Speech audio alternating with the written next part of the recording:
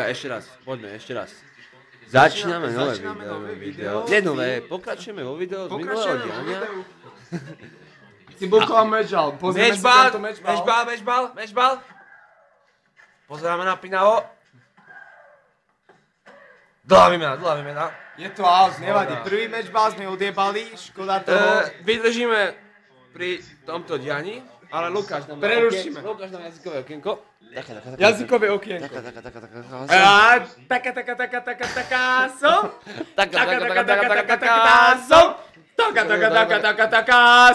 Som Cibulková.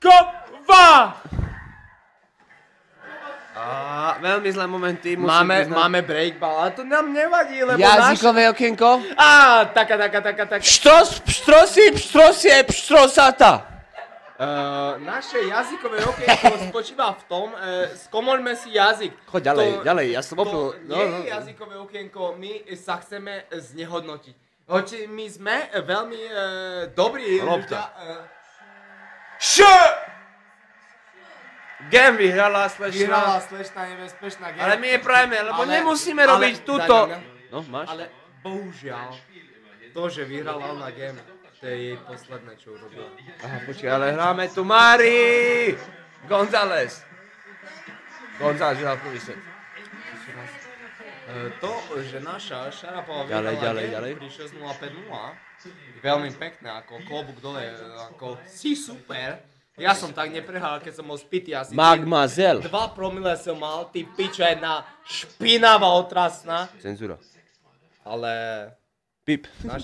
naša Cibulka ťa porazí. Ale musím sa pozrieť na pasívnych divákov v zadných radoch. Milan je tu. Aneška, myslím na Sikavu.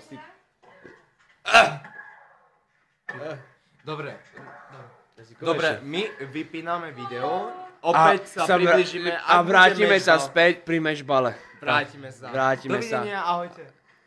Game, set and Lucy! Game, set and Lucy!